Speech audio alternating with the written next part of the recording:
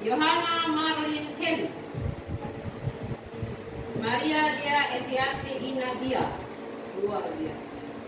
Angela Eliutris Kenja, Elizabeth Dewanti Tateni, Scholastica Olana, Maria Adelia Vela, Gracia RCN Lawalu, Cecilia WCDW Lawalu,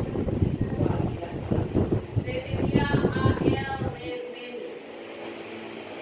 Oh, oke, lagi bikin sakit ya. Maria S. Bria, oke. Alessandro Leon Banu. Renaldi S. James Joshua Felina Wanti.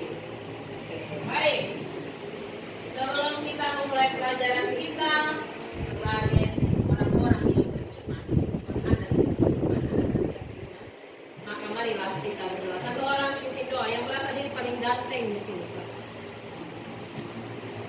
Kita boleh kicker kamu. Enten, silakan pimpin doa. Semangat. Paling ganteng.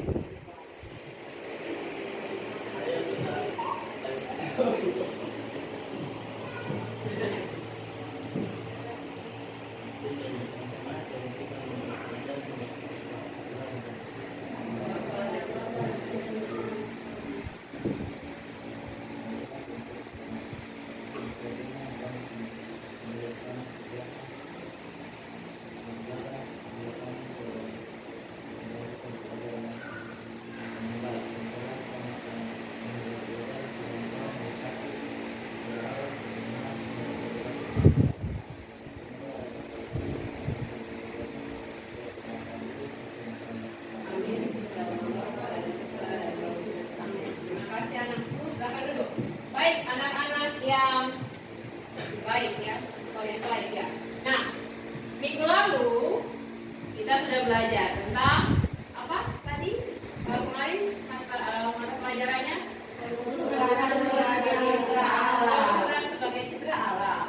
Maka sekarang kita masuk ke bab yang selanjutnya. Kitab suci dan tradisi sebagai sumber iman akan Yesus Kristus. Kitab suci dan tradisi. Kitab suci dan tradisi sebagai sumber iman akan Yesus Kristus.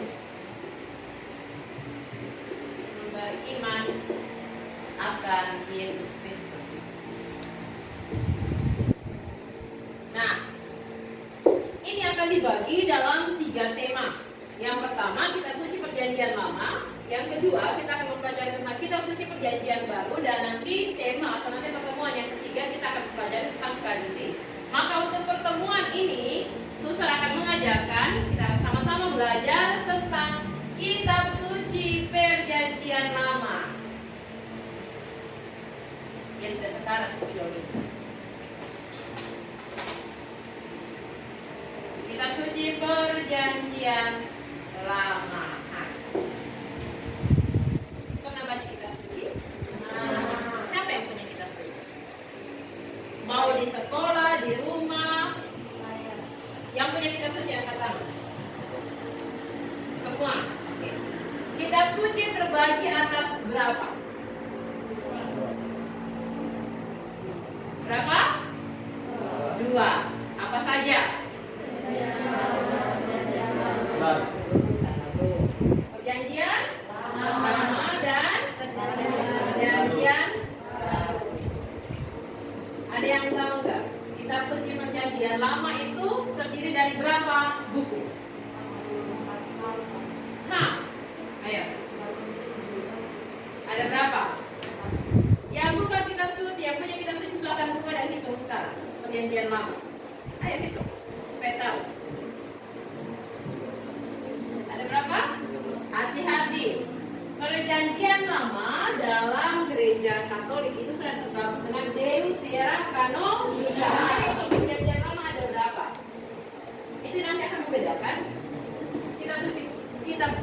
dalam gereja Katolik dan di gereja Protestan. Ayo lihat, kitab suci perjanjian lama ada berapa? Ini seru ini. Siapa yang anak sekali biasanya apa? Berapa? Ada 46.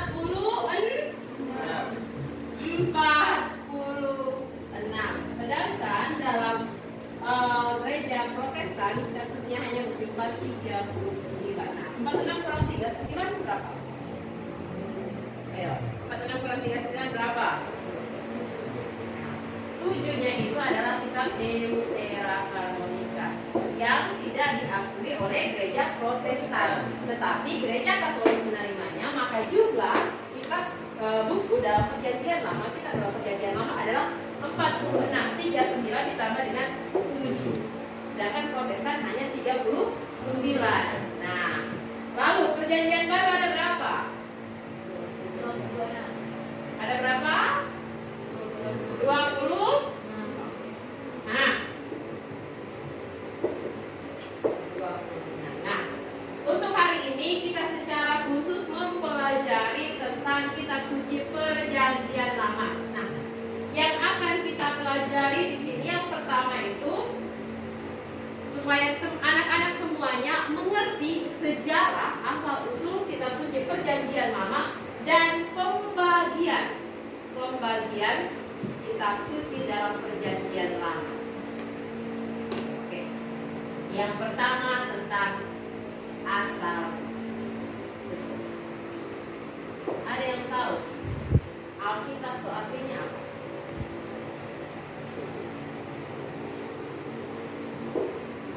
Alkitab. Al itu apa? Ini terbagi dalam dua suku kata, al dan kita. Al itu apa? Nah, artis. Al itu apa? Al. Alkitab suci.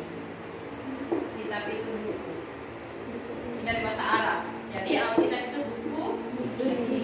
Nah, menurut anak-anak semuanya, kitab suci yang kita pakai sekarang ini berasal dari mana?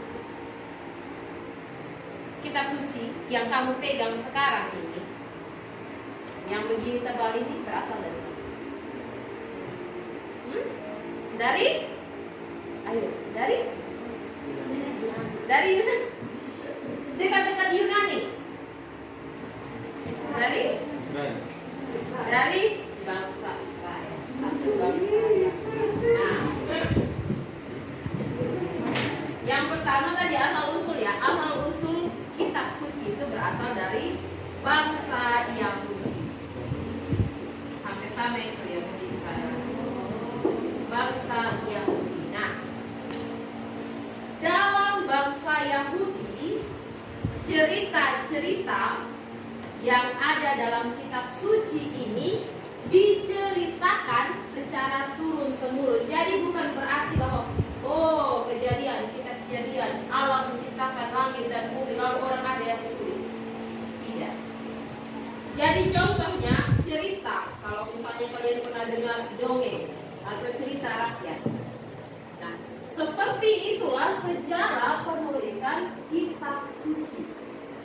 Jadi pada satu waktu orang berkumpul di dekat api unggun, mengelilingi api unggun.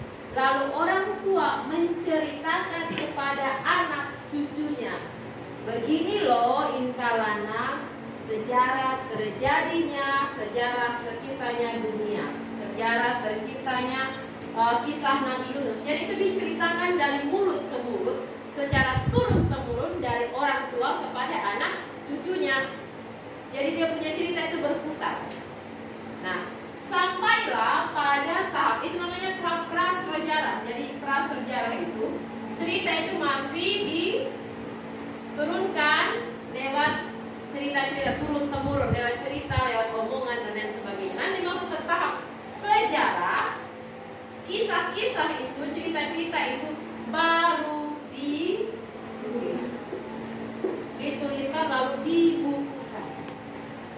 Jadi asal mula kitab perjanjian lama itu, untuk lebih gampangnya kalian pahami, dimulai dari tahap prasejarah dan tahap sejarah. Prasejarah itu kitab yang orang masih bilang cerita turun temurun, belum ada tulisan di situ. Setelah masuk ke tahap sejarah ini, nanti kita akan lihat bersama tahun-tahun. Barulah cerita-cerita yang dari nenek moyang punya moyang dituliskan. Maka ada kepada kita sampai sekarang. Oke. Baik. Sebelumnya Suster harus mengajari kalian tentang perhitungan. Ada yang sudah tahu ini? SM sampai M. Ada yang paham ini enggak?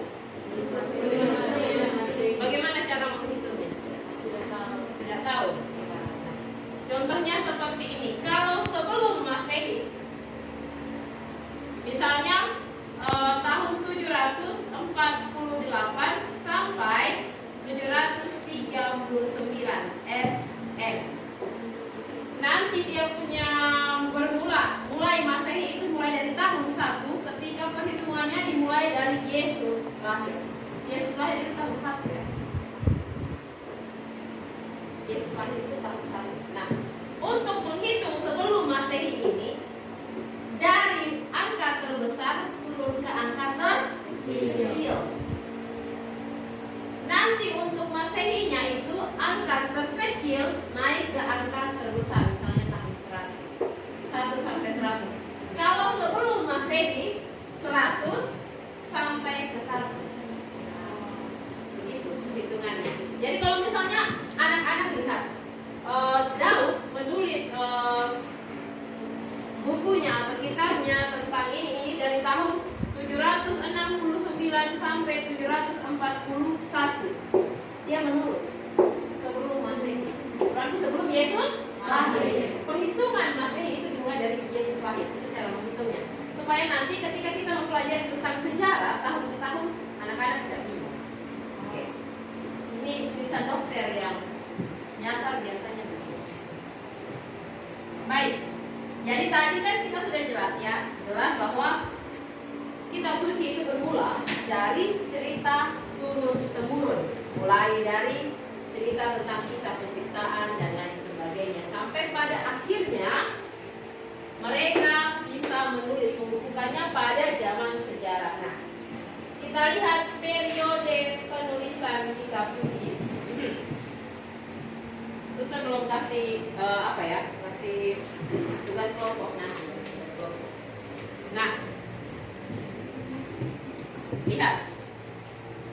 Yang pertama masih SM, sebelum Masehi. Di tahun 1800 sampai 1600 ini adalah periode Bapa Bangsa. Cerita-cerita tentang Bapak-bapak bangsa. Nah, siapa saja? Abraham, ya, Ishak dan ada yang nama Yakub di sini? Tidak ada, untunglah. Abraham, Ishak dan Yakub. Ini periode tentang cerita bapak-bapak bangsa. Kemudian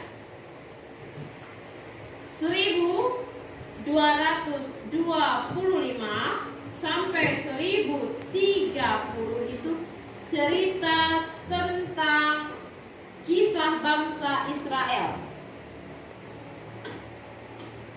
yang dibuang ke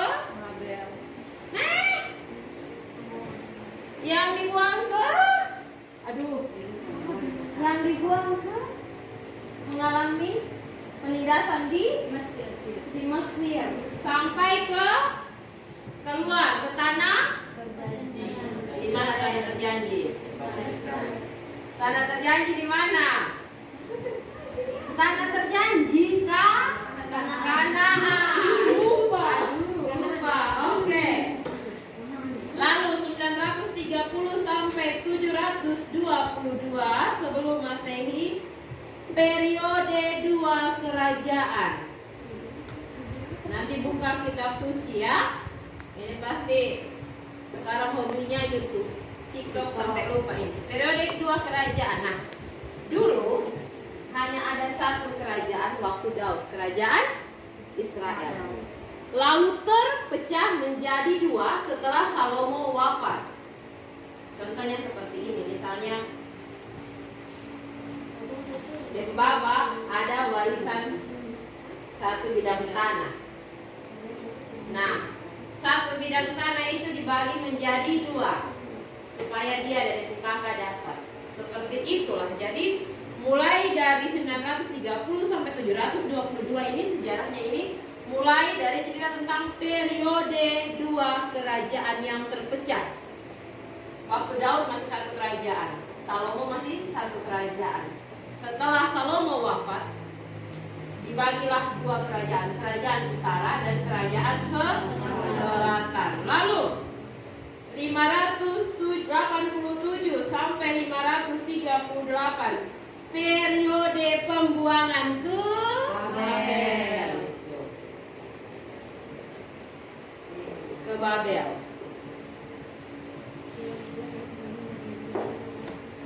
Setelah itu dimulai dengan nanti di situ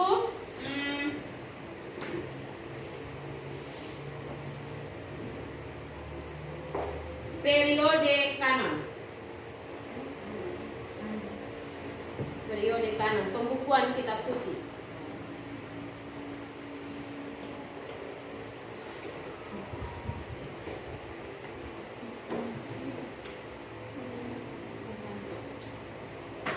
Jadi kalau kita lihat dari tahun-tahunnya ini, kita harus bersyukur bahwa kisah dalam kitab suci itu bukan hanya cerita dongeng turun-temurun, tetapi pada dasarnya perjanjian lama, kitab perjanjian lama ini merupakan janji yang diberikan Allah kepada manusia lewat bangsa Israel. Dan sekaligus perjanjian lama inilah yang akan menubuatkan tentang kelahiran Yesus Kristus yang akan menuntun kita ke perjanjian baru di pertemuan selanjutnya. Nah, teman-teman yang baik, tadi kan ini sekilas tentang asal usul kita perjanjian lama menurut periode-periodenya. Nah, sekarang suster bagi kalian dalam kelompok. Bikin kelompok seperti yang tadi. Satu kelompok 5 orang. Silakan langsung balik. Silakan balik, langsung balik saja kalau seperti itu. 4, oke, langsung seperti ini saja. Lu pindah ke sini. Kalian satu kelompok, ini satu kelompok, ini satu kelompok. Nah, sudah, silakan.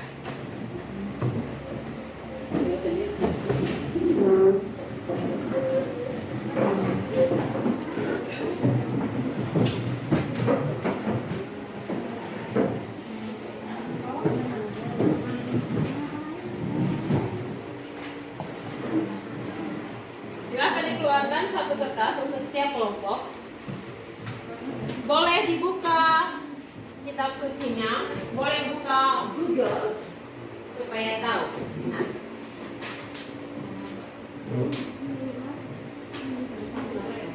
Dalam kitab perjanjian lama itu dibagi dalam beberapa bagian. Yang pertama kitab Pentateuk atau kitab Taurat. Yang kedua kitab sejarah. Yang ketiga kitab puji-pujian, dan yang keempat kitab para nabi. Maka suster sekarang akan memberi tugas kepada kelompok untuk mencari mana saja yang termasuk di antara kitab-kitab itu. Untuk kelompok 1 silakan lihat kitab-kitab Pentateuk dan kitab sejarah. Mana yang termasuk kitab Pentateuk, mana yang termasuk kitab sejarah. Kelompok 2 mana yang termasuk kitab kebijaksanaan atau kitab sesembahan, kitab pujian. Dan kelompok 3 kitab-kitab para nabi. Silahkan. Ingat, kitab para nabi itu bisa dilihat ada nabi besar dan nabi kecil. Silahkan, saya kasih waktu 15 menit. Dimulai sekarang. Silahkan ditulis. 2 kelompok mana? 3. Hah? Masuk ke sini. Angkat terus putri dekku, anakku kita ke sini. Oke.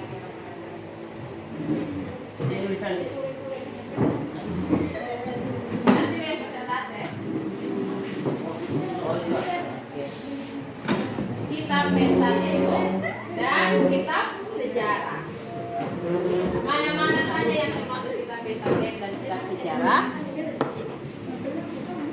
Kemudian yang ini, kitab kebijaksanaan, sesembahan atau pujian, mana saja yang termasuk. Dan yang kalian terakhir, kitab para nabi. Kenapa disebut kitab para nabi? Kayaknya menyesal. Kenapa para nabi yang besar? Seru, nanti kita cari tahu sama-sama. Makanya harus dilihat kenapa dia disebut kitab para nabi. Lalu kalian tadi kitab apa? Puji-pujian, sembahan. Nah, kitab puji-pujian sembahan itu apa saja yang ada di dalam? Itu kamu jawab. Lalu kenapa dikatakan dia itu kitab puji-pujian? Kenapa dia digolongkan ke kitab sembahan? Oke? Oke. Nah, yang ini kitab Pentateuk dengan kitab sejarah. Kita gampang Kejadian, Keluaran, Imamat, lalu kenapa dibilang kitab Pentateuk? Lalu kitab sejarah.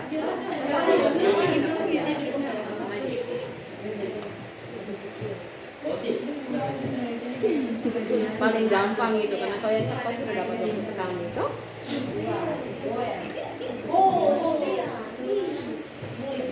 Kalau misalnya belajar tentang kitab suci itu paling enak. Karena itu yang harus kalian jalani, kalian yang pegang setiap hari.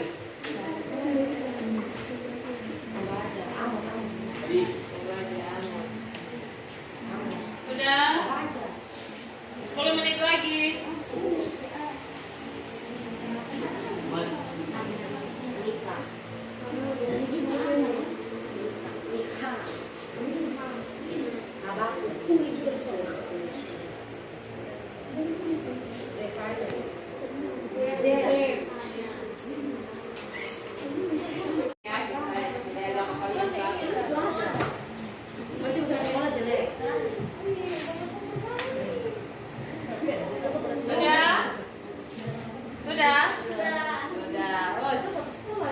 Oke, yang ini bagaimana? Sudah?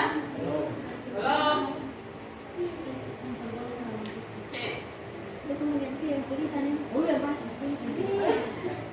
Kitab Pentateuk atau Taurat itu ada 5 ya, 5 kitab. Kitab sama dengan kitab.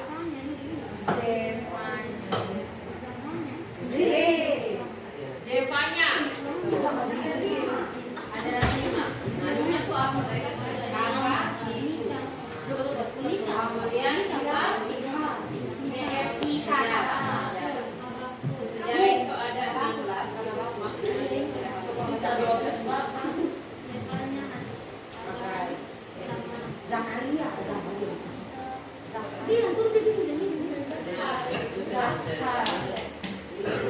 Kenapa lu sakit? Boleh akan ya sampai mana tuh? Cari.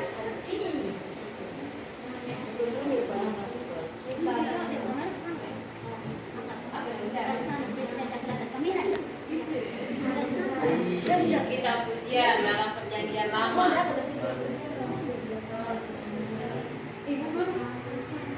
Coba lihat. Mazmur kita apa ini? Selain Mazmur itu baru tahu. Selain itu kan mau apa saja. Oh iya, punya adik itu.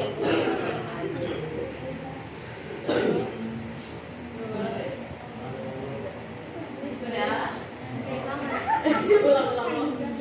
Apa? Ada 46. Ada 46 dan dibagi dalam berapa kelompok? 4 kelompok. Kita apa saja? Pentateuk, sejarah, lalu pujian, para nabi. Oke, kita mulai dari kitab Pentateuk atau dan kitab sejarah. Silakan satu orang dari kelompok maju ke depan mempresentasikan apa saja yang termasuk dalam kitab Pentateuk dan kitab kitab-kitab sejarah. Nah, kelompok yang lain dengar, siapa tahu ada yang kitabnya masuk ke kelompok kalian. Dengar dengan baik ya.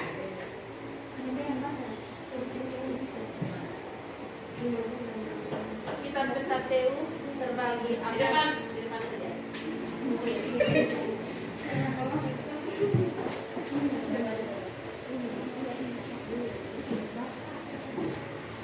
Selamat siang teman-teman.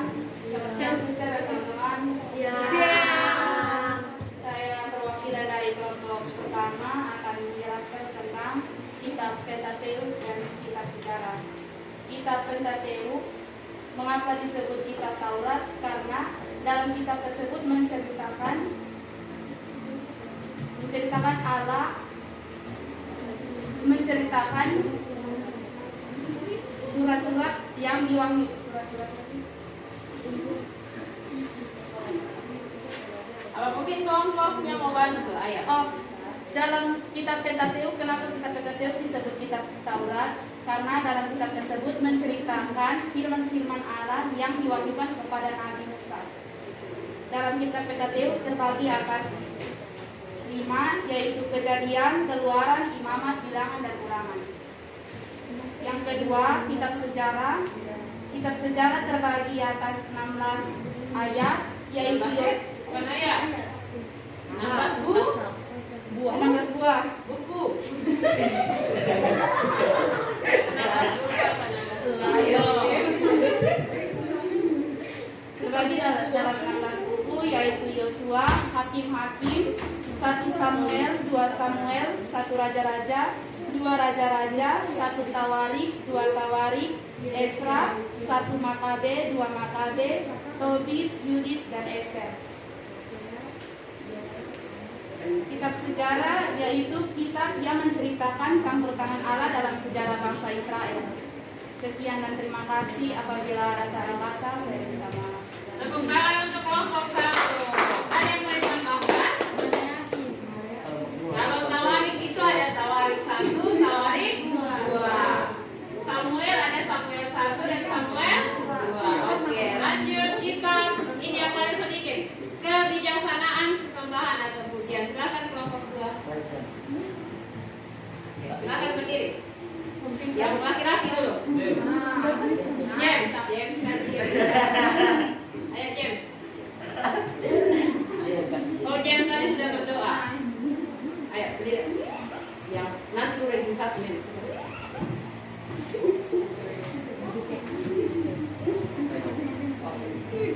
Mendalami dulu. Mendalami, menghayati dan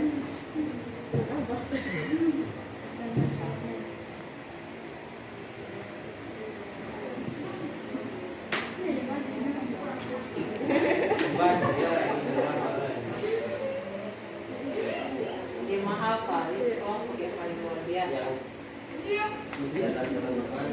Saya akan membaca diskusikan dari kelompok 2. Mana termasuk kitab kebijaksanaan sembah dan pujian. Mengapa disebut kitab pujian? Karena berisi lagu atau himne dan doa. Kitab pujian terdiri dari Mazmur, Ayub, Amsal, Kemuliaan, Minum Agung, Putra, Sirah, Kebjet, Kenaan, Salomo. Sekian dan terima kasih. Tepuk tangan untuk kelompok 2. Pas? Pas kosong deh. Pas, oke diajarkan. Oke, yang ketiga kitab sejarah. Kitab para nabi. Silakan. Oh, kitab para nabi.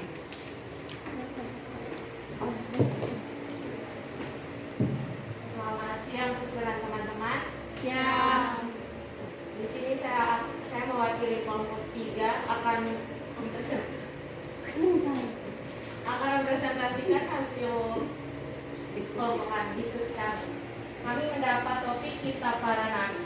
Di dalam kitab para nabi ini ada nabi-nabi besar dan nabi-nabi kecil. Pembagian nabi-nabi besar dan nabi-nabi kecil ini dikarenakan untuk nabi besar isi kitabnya lebih banyak, sedangkan nabi-nabi kecil itu isi kitabnya lebih sedikit. Untuk nabi-nabi besar itu terdiri dari kitab Yesaya, kitab Yeremia, kitab Yeskiel, dan kitab Ratapan. Untuk nabi-nabi kecil itu ada Hosea, Yoel, Amos, Obadya, Yunus, Mika, Habakuk, Zefanya, Hagai, Zakaria, dan Maleakhi. Sekian dan terima kasih. Terima kasih. Oke, nah kitab Pentateuk atau kitab Taurat, ada berapa kitab di dalam? Ada 5. Untuk lebih gampangnya kalian hafal seperti ini: kakak ibu, kakak ibu.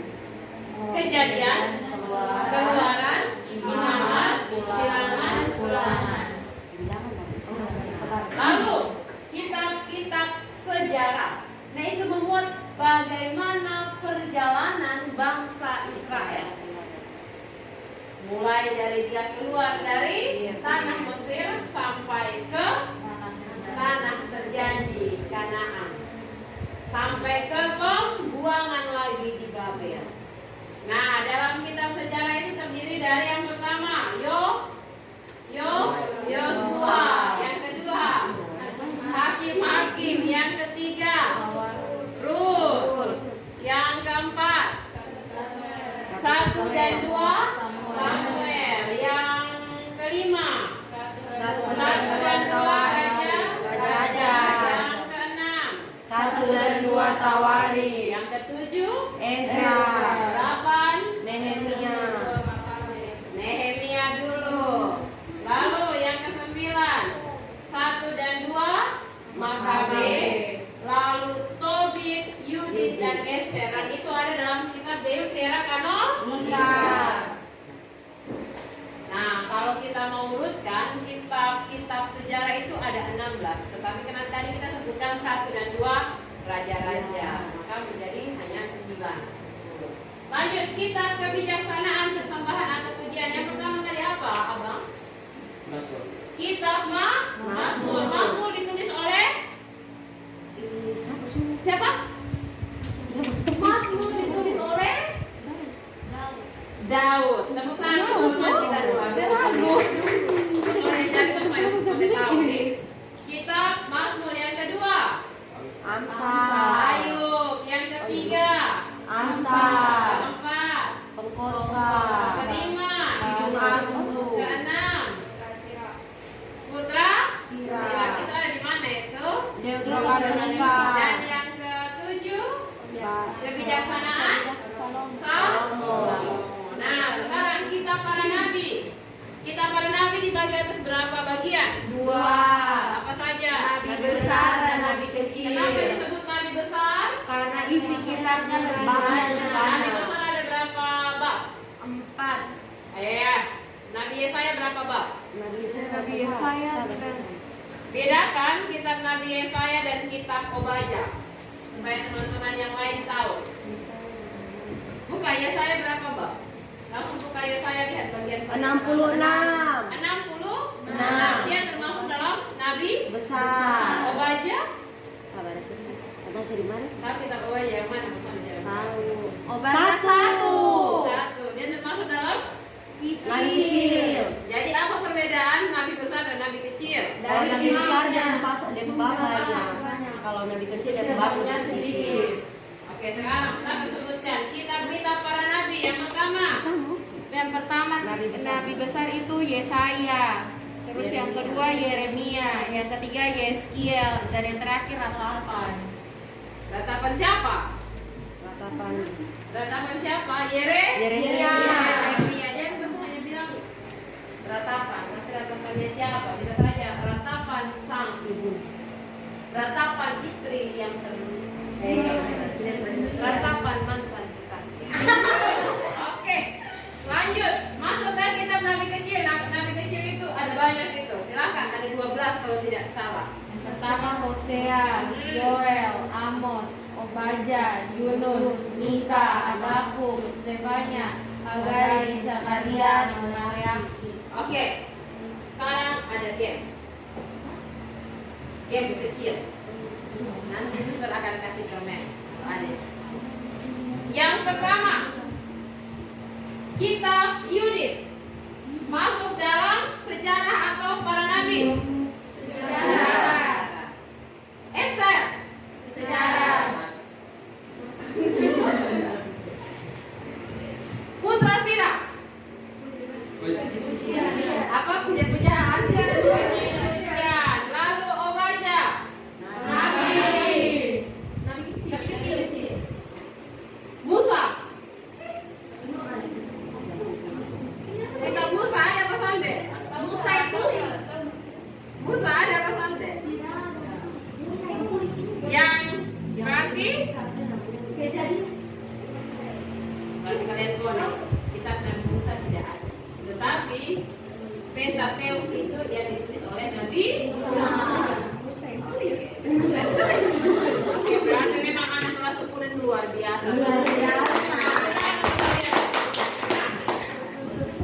Maka sekali lagi suster akan merangkum semuanya. Nah,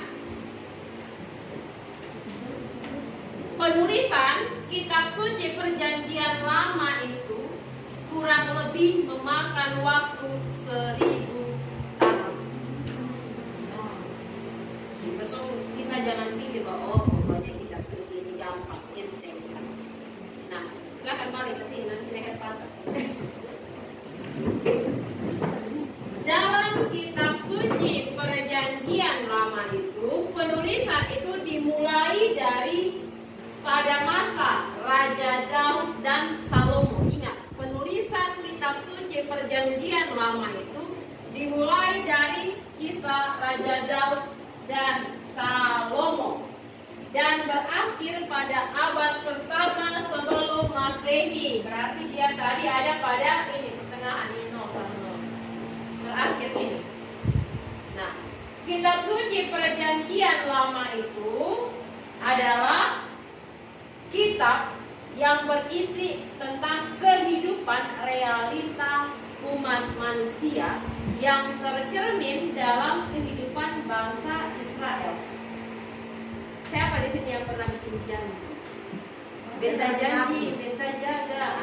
Biasa. Oke, biasa laki-laki ya. Yang namanya janji harus ditepati. Nah, dalam kitab perjanjian lama ini termuat janji antara Allah dan umat Israel. Dan dalam janji itu ada janji untuk kedatangan penebus, yaitu Mesias, Yesus Kristus. Maka perjanjian lama itu berisi tentang nubuat menyiapkan kedatangan sang juru selamat, yaitu Yesus Kristus. Dan begitu itu tadi ada nubuat, ada lambang, dan ada lain sebagainya. Maka tugas kita sebagai umat beriman yang pertama melihat perjanjian lama itu bukan hanya sekedar cerita, tetapi Allah sendiri yang berfirman, Allah sendiri yang mengatakan apa yang hendak Dia lakukan lewat perantaraan para nabi. Siapa di sini yang rajin baca kitab suci? Siapa yang rajin baca kitab suci? Maka pulang silakan baca kitab suci, khususnya perjanjian lama. Nanti kalian bandingkan kitab perjanjian lama, khususnya nubuat nabi-nabi besar. Kalian bandingkan nanti dengan kisah hidup Yesus dalam keempat Injil. Itu biasanya akan ada satu benang merah. Contohnya dalam kitab Nabi Yesaya, seperti anak domba yang dibawa ke pembantaian, dia tidak mengeluh dan tidak membuka suaranya, membuka mulutnya mengeluarkan suara. Itu terjadi kepada Yesus dalam kitab perjanjian baru. Ketika Yesus disiksa, ketika Yesus mau dihukum mati dan lain sebagainya, apakah Yesus berontak? Tidak. Baik, kalau kita orang lupa, tunggu dulu, lu pukul beta begas lu. Yesus tidak tidak, dan itu sudah dinubuatkan dalam kitab Perjanjian Lama. Jadi sekali lagi, kitab Perjanjian Lama itu berisi tentang nubuat, lambang, simbol tentang kedatangan Yesus Kristus sebagai Mesias yang akan tertulis lengkap di kitab Perjanjian Baru yang akan kita pelajari di pertemuan yang akan datang. Baik, sampai di sini ada pertanyaan? Ya. Jelas? Jelas. Biasa. Untuk tugas. Tugas. Sebagai anak sekolah, kalian tidak buat yang lain selain Belajar. Maka kalau ada tugas, semangat. Semakin banyak tugas, semakin banyak pengetahuan. Ya kan kita? Baik, tugas yang pertama, silakan baca kitab suci Perjanjian Baru.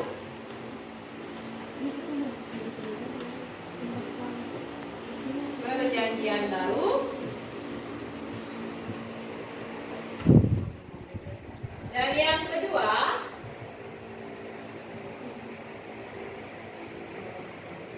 tuliskan secara singkat sejarah keempat Injil. Itu saja tugas kita. Sampai jumpa di pertemuan selanjutnya. Baik, minggu depan. Sejarah penulisan keempat Injil. Apa itu? Menjadi, oke. Baik, silakan semuanya berdiri. Kita akhiri pelajaran kita hari ini dengan Doa. sampah-sampah silakan diangkat. Silakan lihat sampah yang ada di bawah kursi. Silakan dirapikan kursimu. Setelah ini kita pulang dan berdoa. Buku silakan disimpan. Hei, berdoa dulu anakku. Kasih yang pimpin doa. Sudah siap? Oke, satu orang pimpin doa. Yang laki-laki. Ah, yang paling bagus katanya pimpin doa.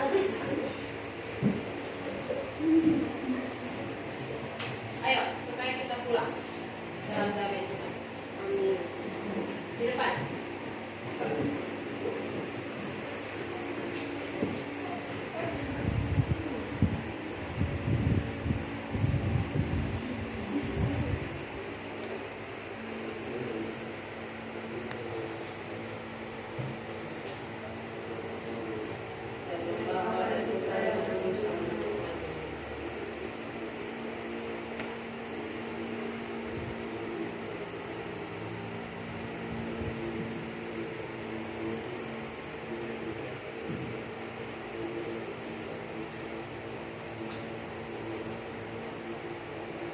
Amin. Dalam nama Bapa dan Putra dan Roh Kudus. Amin. Selamat siang semuanya. Selamat siang, Suster. Sampai jumpa. Sampai jumpa.